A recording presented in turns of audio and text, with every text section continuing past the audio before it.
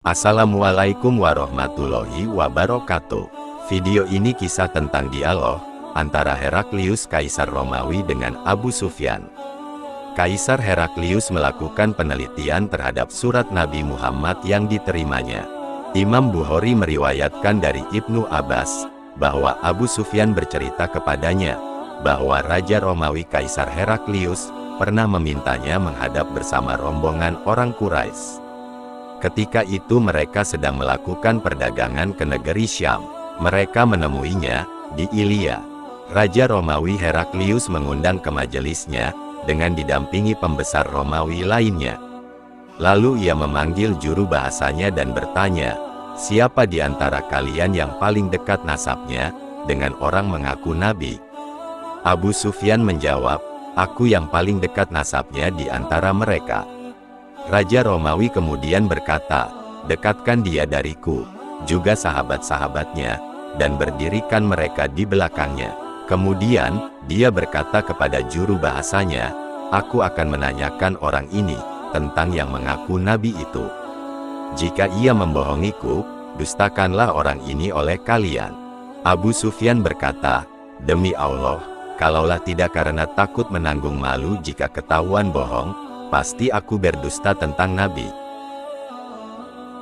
Raja Romawi, pertanyaanku yang pertama tentangnya adalah, bagaimanakah nasab keturunannya menurut kalian?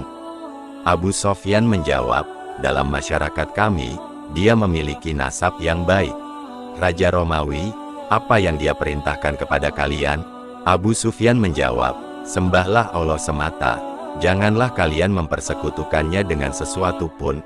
Tinggalkan apa yang dikatakan oleh leluhur kalian. Ia memerintah kami melakukan salat, berkata jujur, menjaga kehormatan, dan menyambung silaturahim. Kemudian, kepada penerjemahnya, Raja Romawi berkata, "Katakan kepadanya, aku tanyakan kepadamu tentang nasab keturunannya, lalu kau sebutkan bahwa ia mempunyai nasab yang jelas. Begitulah memang para rasul diutus, dari keluarga nasab yang luhur.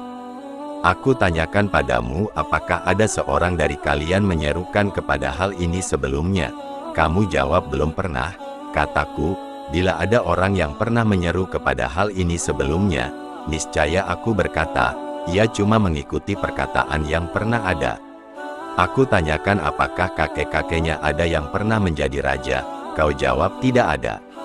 Kataku, bila ada di antara kakek-kakeknya yang pernah menjadi raja, pasti aku katakan, ia hanya ingin mengembalikan kekuasaan leluhurnya. Aku tanyakan, apakah kalian pernah menuduhnya berbohong sebelum ia mengaku nabi? Kau jawab belum pernah.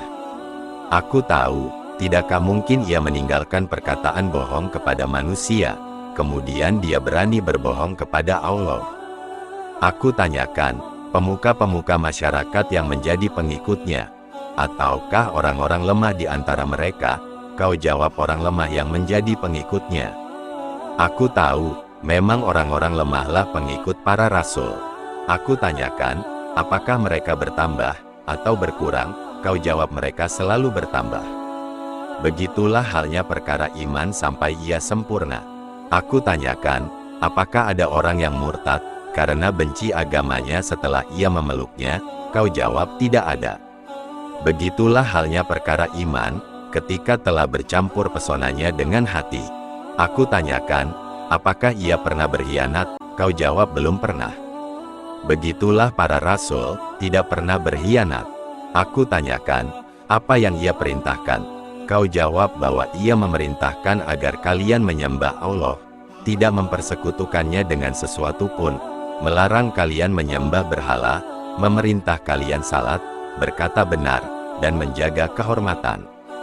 Jika yang telah kau katakan adalah benar, maka ia akan dapat memiliki tempat kedua kakiku berdiri ini. Aku tahu bahwa ia akan diutus.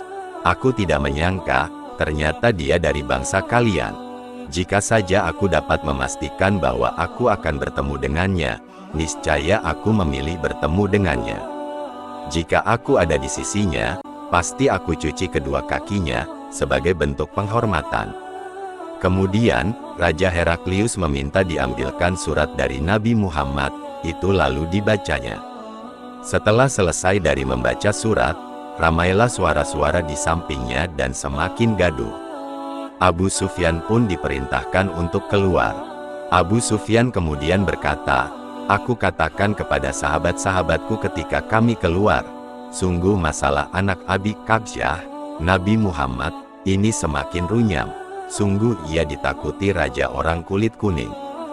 Maka aku senantiasa selalu meyakini perkara Rasulullah, bahwa ia akan meraih kejayaan, hingga akhirnya Allah memasukkanku ke dalam agama Islam.